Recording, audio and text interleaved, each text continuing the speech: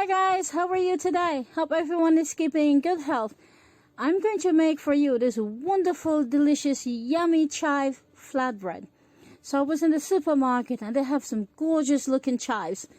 Chives are really in abundance in the summer, and most of all they're very inexpensive. So here I'm going to make you this really yummy, delicious, hearty treat. As a snack, you could serve it as an appetizer, or even at lunchtime with some mint green tea. Welcome to my channel. So come with me and let's prepare the dough for the chive bread. Here I have 1 cup of semolina, 1 cup of whole wheat, 2 cups of King Arthur flour, 2 teaspoons of salt, 1 tablespoon of baking powder, and I'm gonna mix that. I have 2 1/4 cups of water here. I will gradually add the water to create a nice dough.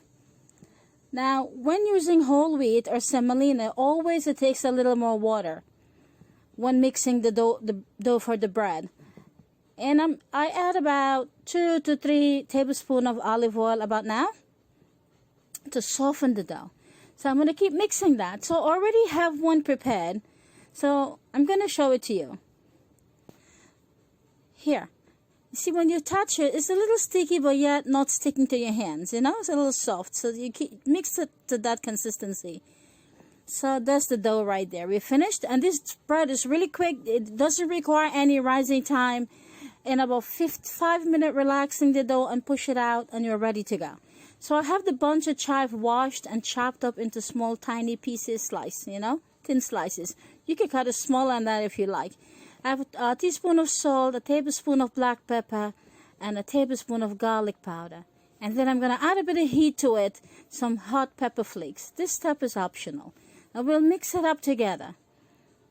And then while the dough has been relaxed for about 5 or 7 minutes or so, I shape it into small balls and take a bit of oil and push it out with my hands on this serving platter. And then we just drizzle about, 1/4 cup or a little less chives. It depends how much chives you want to add to it. And then you keep rolling the dough like a cylinder shape like that. And then you coil it up and tuck the piece at the bottom. Like, create a little dough. And then we're going to allow the dough to rest for another 5 minutes before push it out. You could push this dough out about 1/2 inch thick or maybe a 1/4 inch. It all depends how you like to eat your bread. But both are delicious. Either thicker or thinner, they're really delicious. So I have a frying pan on my stove with about 2 tablespoons of oil heating up. So I'm going to actually fry the chive bread. Usually I do green onions bread. It's like a common treat and snack for my kids. They love it. My family love this bread. They're really delicious, and it's hearty and warm. It's like comfort food. You serve that with some hot mint green tea. It's super delicious. And then we're going to cook it on one side for about 3 or 4 minutes. Keep the heat on medium low. You don't want to burn the bread.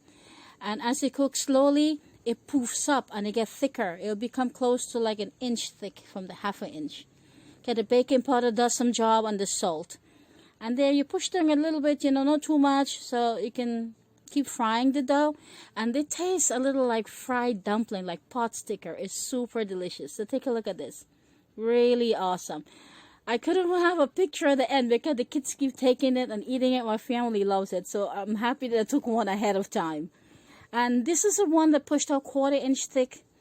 And, like I said, they're really easy to do, and it's quickly, and it's, you can serve it for lunch, even at dinner time. It all depends up to you. Serve it with some grilled chicken, some salad, and it's really delicious. Look at that. Super. So thank you for watching, and I hope you enjoyed my video. Please subscribe to my channel for more weekly, super easy recipe, and check out this awesome recipe. This recipe, you guys are going to love it. It's a 1-pot meal. It's super delicious. My husband created a unique recipe, and he gave it his name, Rolambi. So please check out my upcoming video for this beautiful 1-pot meal.